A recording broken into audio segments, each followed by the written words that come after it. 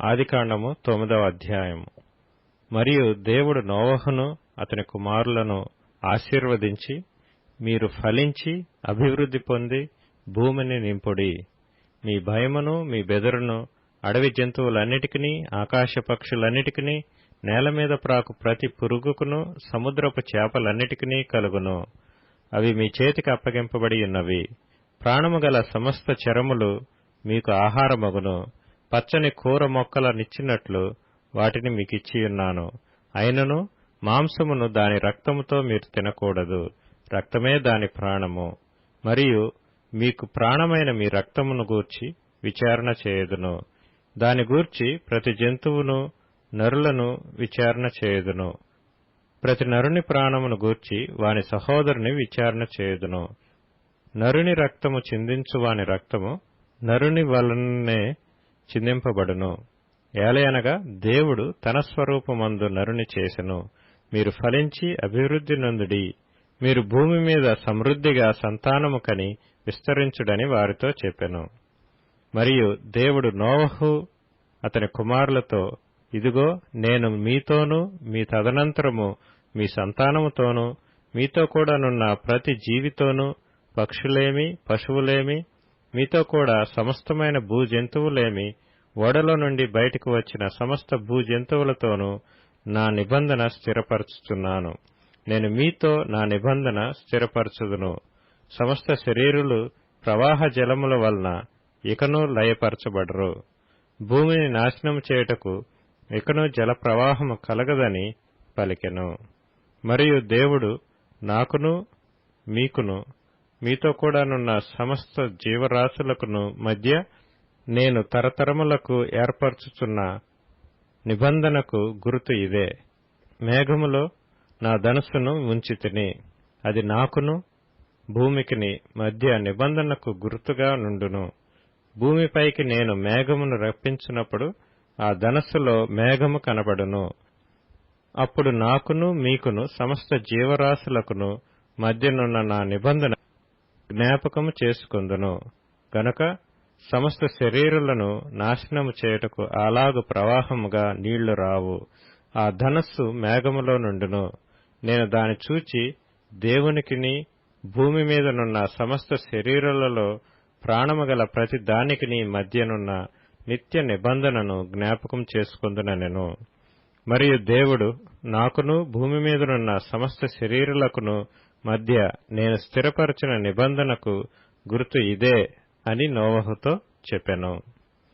ఓడలో నుండి వచ్చిన నోవహు కుమారులు షేము, హాము, యాపెతనువారు. హాము కనానుకు తండ్రి. ఈ ముగ్గురు నోవహు కుమారులు. వీరి సంతానము భూమి అందంతటా వ్యాపించెను. నోవహు వ్యవసాయము చేయనారంభించి ద్రాక్ష తోట వేసెను. పిమ్మట ద్రాక్షారసము త్రాగి మత్తుడై తన గుడారములో వస్త్రహీనుడుగా నుండెను. అప్పుడు కనానుకు తండ్రి అయిన హాము తన తండ్రి వస్త్రహీనుడై ఉండుట చూచి బయటనున్న తన ఇద్దరు సహోదరులకు ఆ సంగతి తెలిపెను.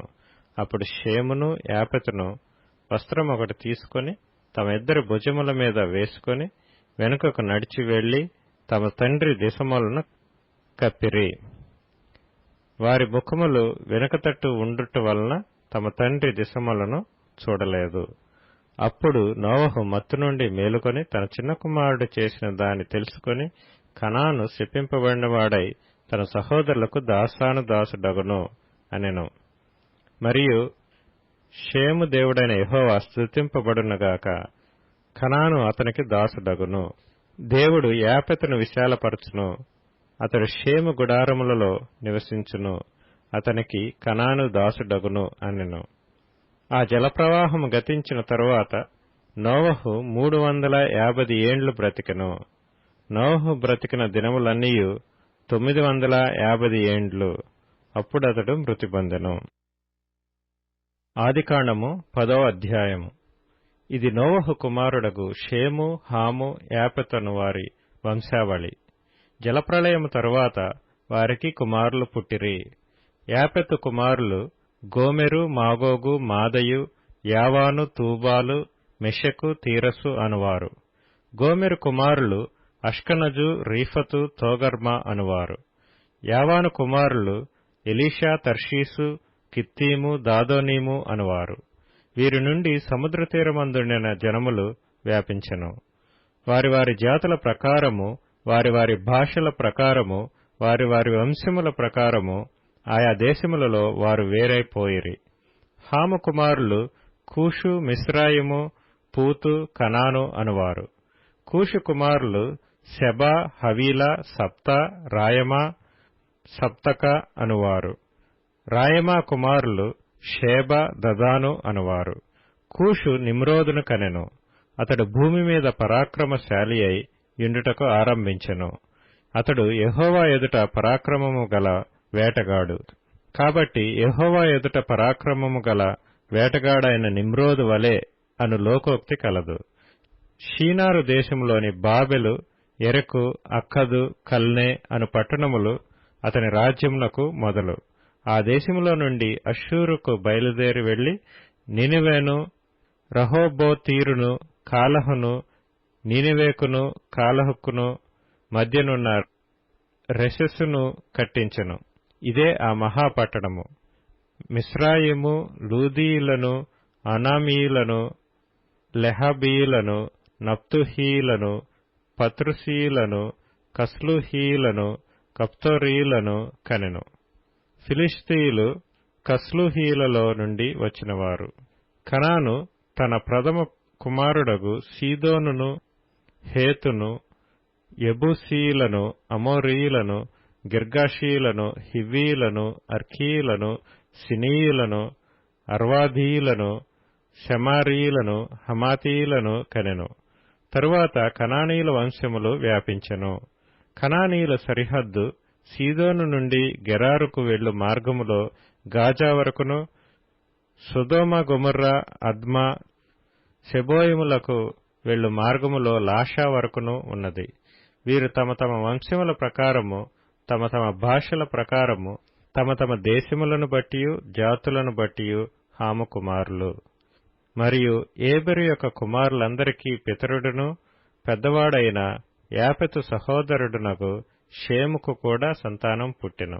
షేము కుమారులు ఏలాము, అష్షూరు, అర్పక్షదు, లూదు, అరాము అనువారు. అరాము కుమారులు ఊజు, హూలు, గెతెరు, మాషను అనువారు. అర్పక్షదు షేలహును కనెను. షేలహు ఏబెరును కనెను.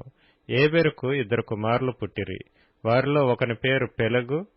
ఏలయనగా అతని దినములలో భూమి దేశములుగా విభాగింపబడెను. అతని సహోదరుని పేరు యొక్తాను.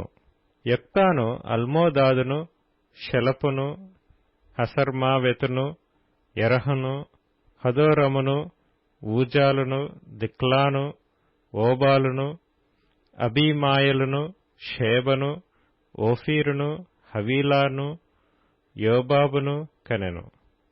వీరందరూ యొక్తాను కుమారులు. మేషా నుండి సపారాకు వెళ్ళు మార్గములోని తూర్పు కొండలు వారి నివాస స్థలము. వీరు తమ తమ వంశముల ప్రకారము, తమ తమ భాషల ప్రకారము, తమ తమ దేశములను బట్టియు, తమ తమ జాతులను బట్టియు షేము కుమారులు. వారి వారి జనములలో వారి వారి సంతతుల ప్రకారము నోవహు కుమారుల వంశములు ఇవే. జలప్రవాహము గతించిన తరువాత వీరిలో నుండి జనములు భూమి మీద వ్యాపించెను.